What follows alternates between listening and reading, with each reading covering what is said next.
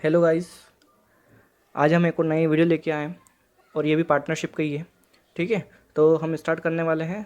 Next topic वो है interest on capital, interest on loan, salaries, commission, guarantee. ठीक है, अब इन सभी को हम डिटेल में अच्छे से आज पढ़ेंगे और इसी के साथ हमारी आज का जो फर्स्ट चैप्टर है ये समाप्त हो जाएगा, ख़त्म हो जाएगा। फिर आगे देखेंगे। सबसे पहले हम क्या है इसमें इंटरेस्ट ऑन पार्टनर्स कैपिटल। ठीक है, तो हमें यह जानना है कि इंटरेस्ट ऑन कैपिटल क्या होती है या उसे हम कैसे कैलकुलेट करते हैं। ठीक है, देखते हैं हम। Interest on is to be allowed to the partners if the same provide in the partnership deed and his is allowed at the given rate with the reference to period for which with the capital has been used in the business।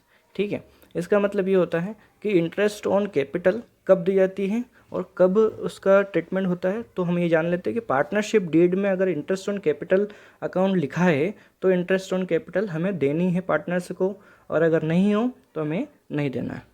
ठीक है, फिर इसका formula क्या हो सकता है वो देखना है हम। Interest on capital is equal to amount of capital, जो टोटल हमारा कैपिटल का अमाउंट होगा वो हम यहाँ लिखेंगे, और इनटू रेट जो कि हमारे क्वेश्चन में दे के रखे होंगे हमें वो रेट लिखना है, और अपॉन में 100 करना है। इतना सा सिंपल है, इतना हमें कैलकुलेट करना लिखना है। ठीक है, अब पार्टनर्स कितने हैं वो डिपेंड करता है, और सभी का हमें इंटरेस्ट ऑन कैपिटल इसी तरह निकालना है। सपोज 2 पार्टनर है तो 2 के निकालना है, 3 है तो 3 के लिए निकालना है। ठीक है, हम आगे चलते हैं, देखते हैं क्या होता है।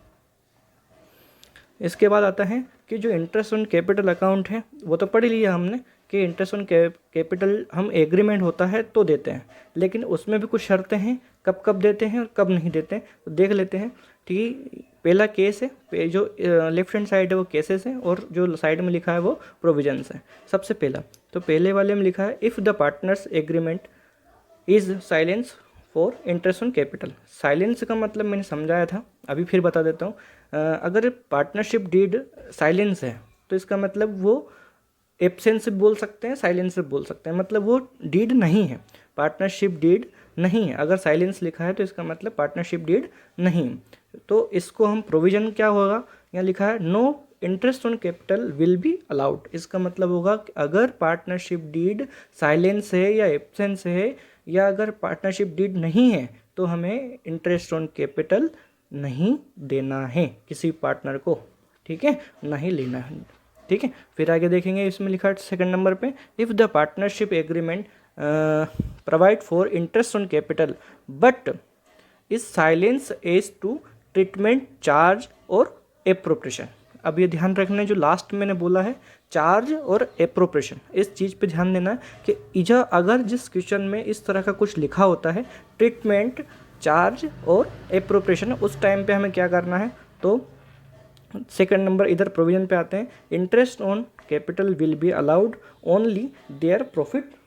अब देखते हैं फर्स्ट में ए नंबर में देखते हैं इन केस ऑफ लॉस। अगर हमारी पार्टनरशिप डीड हमने बनाई है, मतलब P&L एप्रोप्रिएशन अकाउंट बनाया है, और अगर उसमें हम लॉस में जाते हैं, ठीक है, इन केस ऑफ लॉस, तो क्या करना है हमें, no interest capital will be allowed. इसका मतलब होता है अगर हम लॉस में जा रहे हैं तो हम इंटरेस्ट ऑन कैपिटल चार्ज नहीं करेंगे। बी नंबर में लिखा है प्रॉफिट ग्रेटर देन इंटरेस्ट। इसका मतलब होता है कि हमारा प्रॉफिट ज़्यादा है इंटरेस्ट से, इंटरेस्ट कम है हमारा तीनों पार्टनर का जोड़ के, या चारों पार्टनर जो भी जितने पार्टनर रहते हैं उसका, और प्रॉफिट ज़्यादा है तो हमें फुल इंटरेस्ट ऑन कैपिटल, मतलब इसका मतलब होता है फुल इंटरेस्ट देना है। ठीक है, प्रॉफिट ग्रेटर देन इंटरेस्ट में, ठीक है, पूरा इंटरेस्ट ऑन कैपिटल चार्ज करना। फिर सी नंबर पे लिखा है प्रॉफिट लेस देन इंटरेस्ट। इसका मतलब होता है कि जो प्रॉफिट है हमारा, जो हमारा प्रॉफिट है वो कम है, इंटरेस्ट है। अगर इंटरेस्ट ज़्यादा निकल गया और प्रॉफिट कम ही रह गया तो हम कैसे चार्ज करेंगे, वो कर ही भी नहीं पाएंगे ऑब्वियसली। ठीक है, तो हम यहाँ पे लिखा है profit will be given by capital ratio. तो फिर उस टाइम पे हम क्या करना है कि जो अपने अपने कैपिटल के रेशो होंगे, जैसे कि सपोज़ किसी पार्टनर की कैपिटल है 2 लाख रुपए और एक दूसरे पार्टनर की कैपिटल है 1 लाख रुपए, और किसी हाँ दोनों मान लेते हैं, 2 पार्टनर मान लेते हैं, तो किसी पार्टनर की फर्स्ट वाले क्या थी 2 लाख थी और सेकंड की क्या थी 1 लाख रुपए थी। तो जो सेकंड वाला है उसका 1 रेशो रहेगा और जो जिसका 2 लाख है उसका क्या रहेगा 2 रेशो रहेगा। तो इसका रेशो क्या बनेगा 2:1। अब 2:1 बनेगा तो इसका जो इंटरेस्ट बटेगा ना वो भी 2:1 में बटेगा। तो इसी को हम बोलते हैं profit will be given capital ratio. जो कैपिटल रेशो में बढ़ता है तो वो कैपिटल रेशो ऐसे निकलता है, ठीक है। अब फिर लास्ट वाले एक और पढ़ लेते हैं, थर्ड वाला। इसमें लिखा है if the partner agreement provide for interest on capital as a charge. अब देखो ये लास्ट वाला लाइन है जो लिखा है इसमें लास्ट में जो समझना है वो क्या समझना है, कैपिटल एज अ चार्ज। ये भी लिखा होता है कि अगर ऐसा हो तो हमें क्या करना है, इधर देख लेते हैं। Full interest on capital will be provided weather profit और लॉस। अगर प्रॉफिट हो तो भी और लॉस हो तो भी हमें ये इंटरेस्ट ऑन कैपिटल देना है। कब देना है, इधर केस देखेंगे, केस में लिखा है कैपिटल एज अ चार्ज। अगर कैपिटल एज अ चार्ज लिखा होता है, ये पूरी लाइन देखो आप, इसमें लिखा है if partnership agreement provide for interest on capital charge, इस टाइम पे देना है, ठीक है। और ऊपर वाले सेकंड वाले में देखो इसमें लिखा है चार्ज और एप्रोप्रिएशन, उसमें हमें जो कंडीशंस दे के रखी है उसके अकॉर्डिंग काम करना है। समझ में आया सभी को? फिर आगे चलते हैं हम।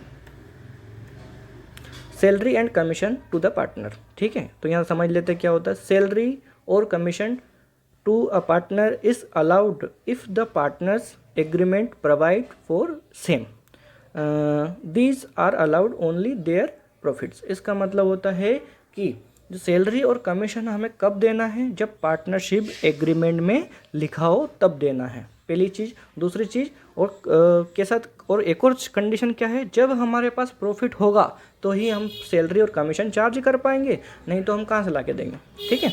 तो हमें प्रॉफिट जरूरी कंपलसरी है। अगर प्रॉफिट है हमारे पास तो हम सैलरी और कमीशन पार्टनर्स को दे सकते हैं, नहीं तो हमें नहीं देना। फिर आगे चलते हैं। कैलकुलेशन कमीशन में be allowed as a percentage of net profits before charging such commission.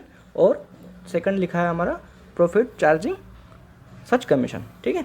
अब ये 2 टाइप्स के कमीशंस होते हैं। मैं बता चुका था पहले भी, आज अभी फिर इसका एक्सप्लेनेशन आया तो बता देता हूँ कि बिफोर चार्जिंग और बिफोर कमीशन और आफ्टर कमीशन 2 टाइप से कमीशन होते हैं। तो इसमें लिखा है commission as percentage net profit before charging. ये कुछ ऐसा नाम लिखा होता है बिफोर चार्जिंग कमीशन और आफ्टर चार्जिंग कमीशन, ठीक है। तो पहला वाला है बिफोर चार्जिंग कमीशन। तो बिफोर चार्जिंग कमीशन का फॉर्मूला क्या बनेगा हमारे लिए, net profit before is equal to commission, total commission लिखना है यहाँ पे हमें, इनटू रेट ऑफ कमीशन। जितना भी रेट हमारी बुक में लिखा हो उतना रेट लिखना है और अपॉन में 100 कर देना। ये सिंपल सा है, जैसा कि हम परसेंटेज हर किसी चीज़ के लिए निकालते हैं, ये वैसा ही है, इसमें कोई चेंज नहीं करना है। लेकिन जो आफ्टर कमीशन रहेगा उसमें कुछ चेंजेस हैं, बता देता हूँ। Commission as percentage for net profit after charging such commission, ठीक है। तो आफ्टर चार्जिंग और बिफोर चार्जिंग ये दोनों अलग अलग टाइप्स के होते हैं, ठीक है। तो ये हमारे ये आपने समझ ही लिया है कि जो बिफोर चार्जिंग है उसके लिए क्या फॉर्मूला है और आफ्टर चार्जिंग है उसके लिए क्या फॉर्मूला है। तो फॉर्मूला उसके लिए क्या रहेगा, नेट प्रॉफिट बिफोर कमीशन, ये हमें वहाँ पर लिखना है, जो कि हमारे पास जो कमीशन रहेगा टोटल वो लिखना है। फिर उसके बाद लिखना है इनटू रेट ऑफ कमीशन, जो कि हमारी बुक में होगा, जितना भी, जैसे कि 5 हो 10 हो 15 हो वो भी लिखना है, अपॉन में 100 लिखना है। और 100 में प्लस रेट ऑफ कमीशन, जो कि हमने अभी ऊपर जो लिखा है वही कमीशन हमें नीचे 100 में भी ऐड करना है, ठीक है। आपको फिर से समझा देता हूँ मैं। आफ्टर कमीशन में सिंपल सा है, इतना करना है कि पूरा जो बिफोर कमीशन वाला है वही रहेगा, बस जो हमारा 100 रहेगा उस 100 में जो आपने ऊपर लिखा है, जैसे कि 5 लिखा है 10 लिखा है 15 लिखा है, सेम वही नीचे भी प्लस कर देंगे, ठीक है। तो यहाँ पे वैसे पूरा डिस्क्राइब करके देखे रखा है कि 100 plus rate of commission, okay. फिर भी और कोई डाउट रहे तो आप पूछ सकते हैं। आगे चलते हैं हम, क्या है, interest on partners loan to the firm. अब क्या होता है कि जो पार्टनर्स फर्म को लोन देते हैं उनके लिए क्या कंडीशंस होती हैं, क्योंकि सिंपल सी बात है, कैपिटल से ही हमारा बिजनेस नहीं चलता, हमारा बिजनेस लोन से भी चलता है, ठीक है। चलो आगे देखते हैं। Rate of interest in case of partner has given loan to the firm, he is entitled to interest on such a loan at agreed to partners interest. If there no agreement as to rate of interest on loan, the partner is entitled rate interest on loan as per @6% per annum. अब मैं समझाते तो इसका मतलब होता है कि इस केस में क्या होता है कि इंटरेस्ट ऑन लोन अगर हमारे क्वेश्चन में एग्रीमेंट है या अगर हमारे पास हमने एग्रीमेंट करवा रखा है सभी पार्टनरशिप का या पार्टनर्स का, तो जो परसेंटेज हमें गिवन होगा उसी से हमें उस पार्टनर को इंटरेस्ट ऑन लोन प्रोवाइड करना है। और अगर एग्रीमेंट नहीं है तो हमें लास्ट में जो लिखा है 6% पर एनुअल हमें उसको चार्ज करना पड़ेगा।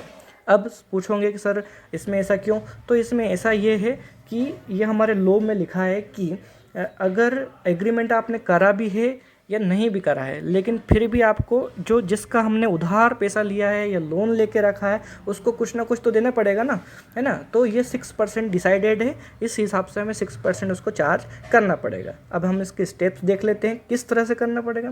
देखते हैं यहाँ पर इसकी एंट्री क्या होगी इसकी, interest on loan is to be debited to profit and loss account और credited to the partners loan account. ठीक, सिंपल सी बात है कि यहाँ पे जो डेबिट करेंगे हम प्रॉफिट एंड लॉस को करेंगे और क्रेडिट किसको करेंगे, पार्टनर्स लोन अकाउंट को, जिसको भी हमें चार्ज करना है, जिसको भी हमें देना है।